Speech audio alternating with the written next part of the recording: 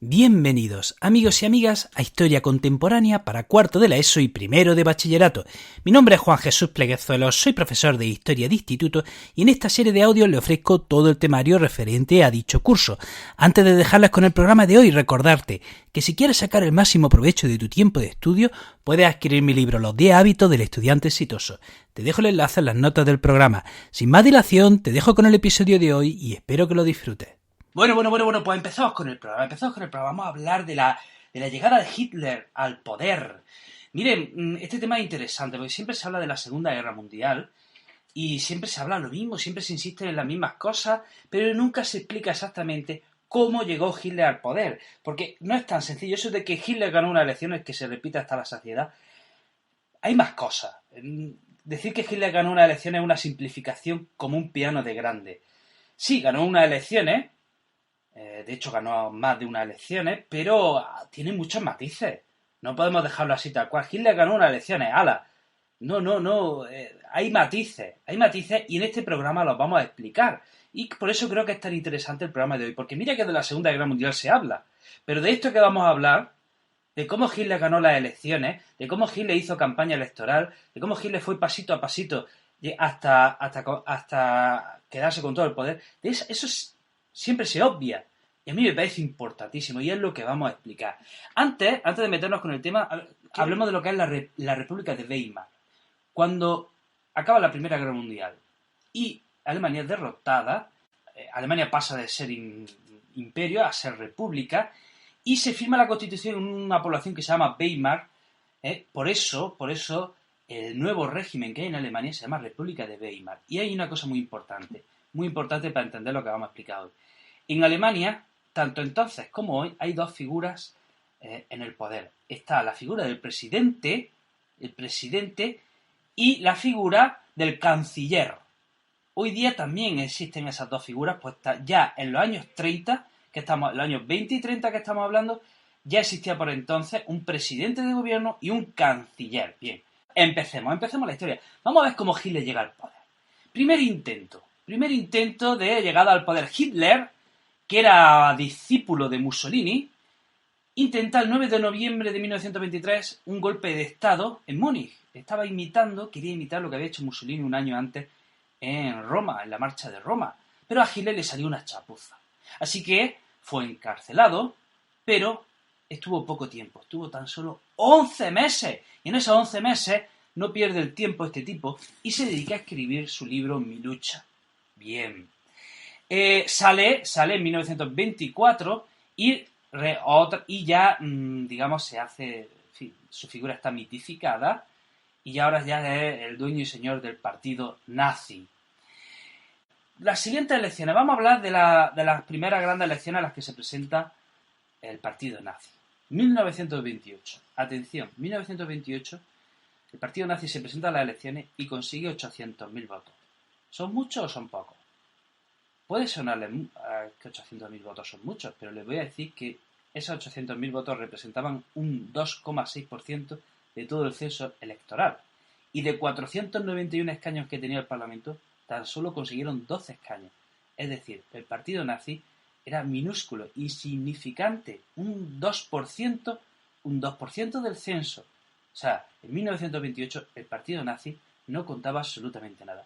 Pero ojo, ¿qué pasa aquí? En 1930 el partido nazi saca 6 millones de votos. Atención, en 2 años el partido multiplica por 6 su resultado. ¿Qué ha pasado en 2 años? 2 años muy poco tiempo, 1928, 1930. Vamos, responde, ¿qué ha pasado? ¿Qué ha pasado entre medias? Tienes que saberlo.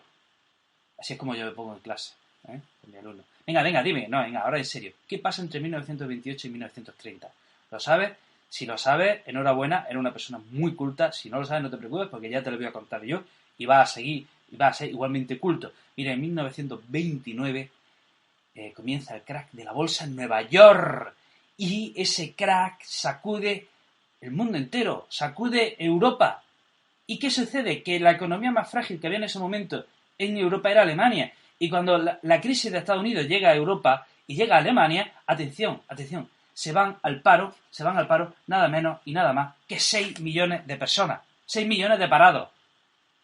1929, 6 millones de parados. Ojo, coinciden con el número de votos que tiene al año siguiente, en 1930. No sé si es casualidad, pero está claro que esa crisis fue el caldo de cultivo, para que el partido nazi empezase a emerger y a bullir y a llegar hasta el poder. Oye, y esos 6 millones de votos, atención, representaron 107 escaños de 577.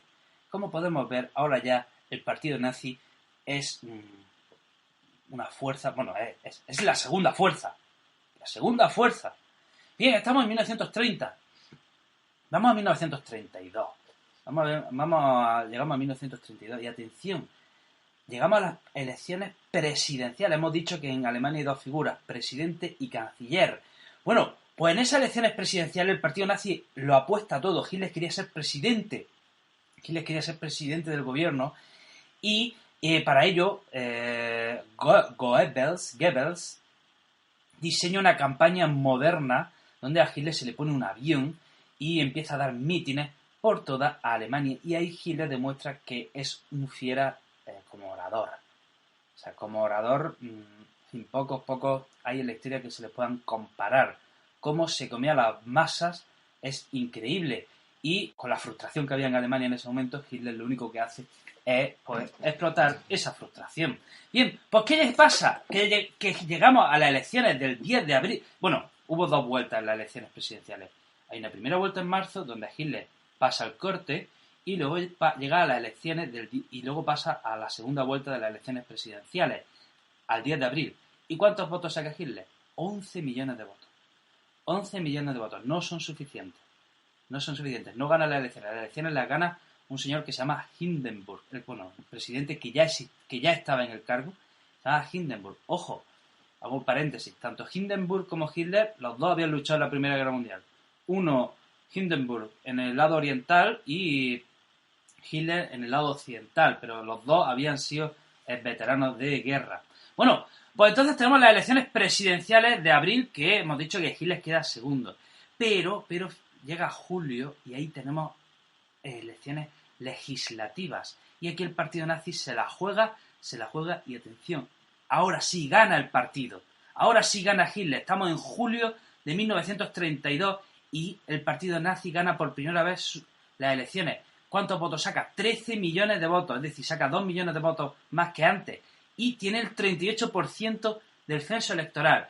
Y tiene 230 escaños de 608. Atención, repito, que esto es importante. Tiene 230 escaños de 608. Bien, ha ganado las elecciones, pero se queda muy lejos de la mayoría absoluta. Si la mayoría absoluta está en 305 escaños y él tiene 230, todavía le faltan 70 y tantos escaños para la mayoría absoluta. Esto es muy importante. Por eso quiere decir que cuando se dice que Hitler gana las elecciones, sí, Hitler gana las elecciones, pero gana las elecciones con un 38% del censo.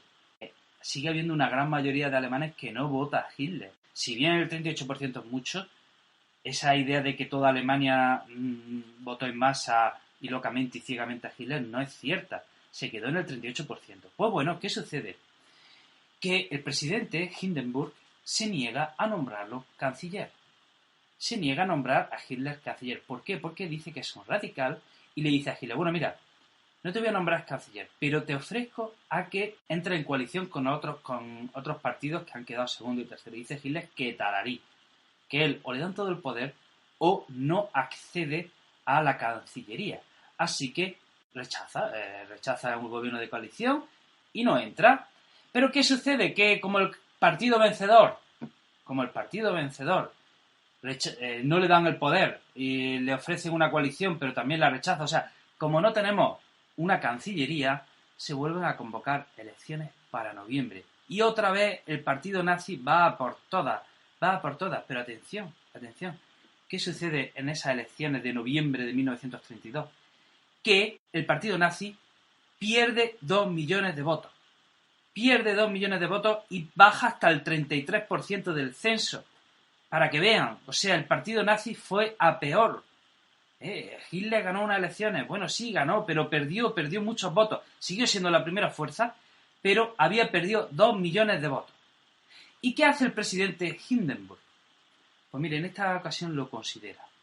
reconsidera su decisión y le nombra a Hitler canciller creyendo que una vez que fuera canciller se iba a moderar. Y Hitler también empieza un poco a decir, bueno, venga, que no la voy a liar, nombrarme canciller que me voy a portar bien. Y Hitler un poco hace el papelón de que es un moderado, ¿vale? Así que lo nombran canciller.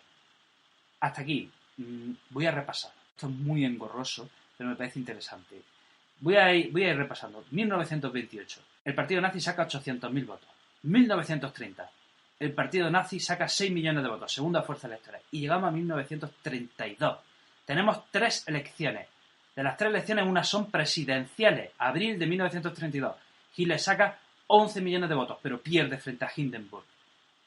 No es presidente de gobierno. Elecciones legislativas en julio. Y aquí sí ganan. Aquí sí gana el partido nazi, con 13 millones de votos. Pero no le nombran canciller. Y llegamos a noviembre, meses después, en el que el partido nazi vuelve a ganar las elecciones, pero atención, pierde 2 millones de votos. Tiene 196 escaños de 584. Pero aún así lo nombran canciller porque esperan que se modere. Hemos dicho que lo nombran canciller después de las elecciones de noviembre y lo nombran oficialmente en enero de 1933.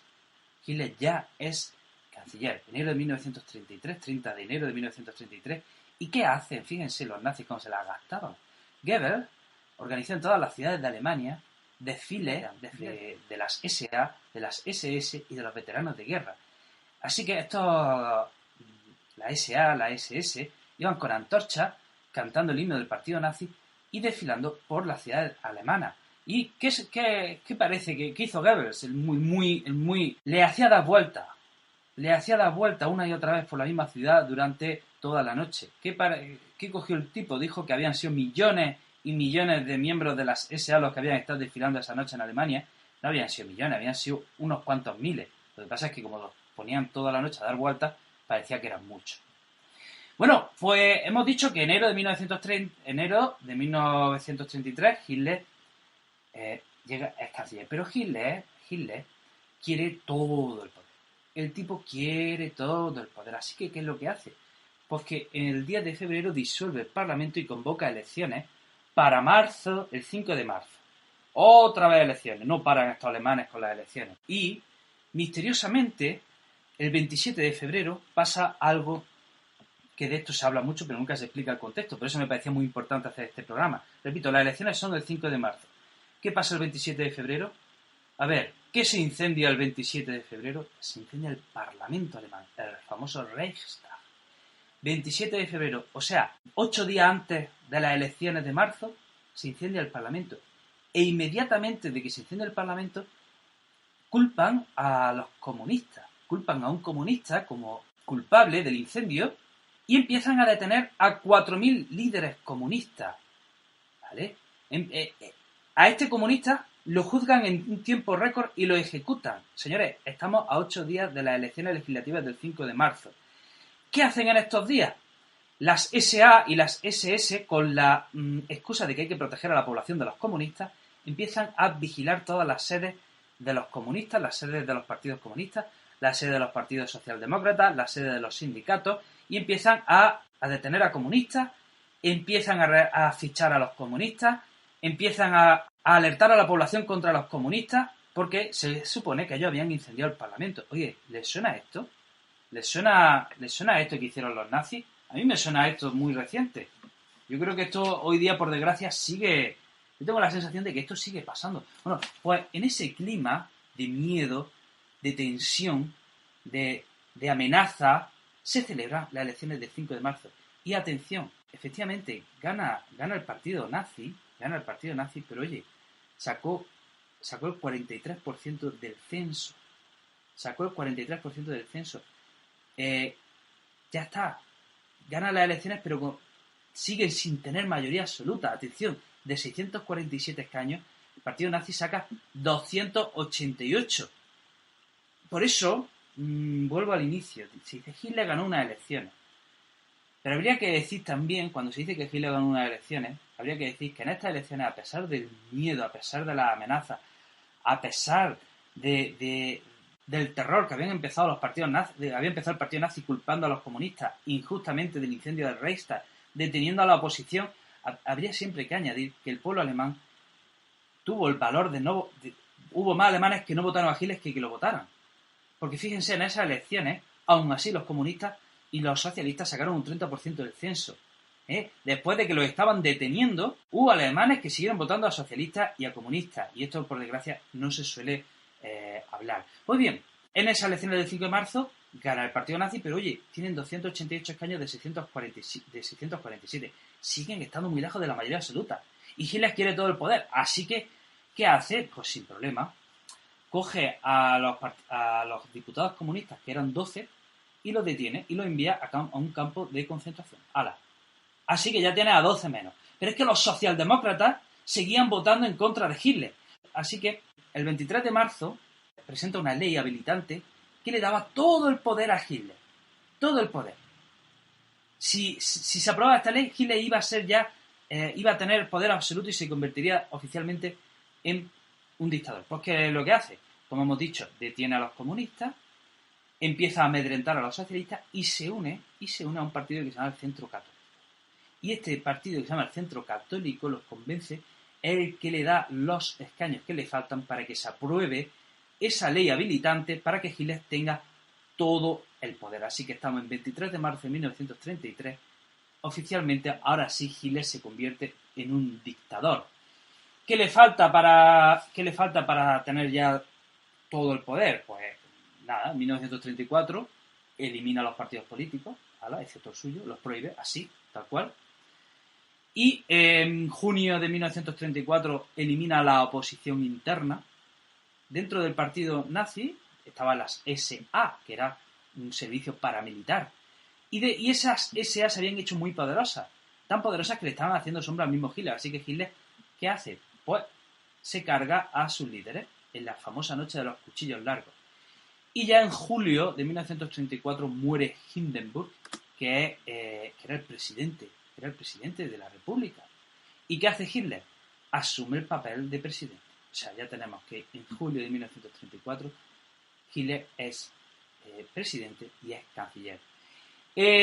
Amigos, amigas, espero que te haya enterado un poco de cómo llegó Hitler al poder. Me pareció interesante hablar del número de elecciones que hubo, del número de votos, de los matices, de esas elecciones de marzo que se celebran con gran terror, amedrentamiento, con una campaña de miedo y que aún así hubo mucha gente que siguió sin votar a Hitler.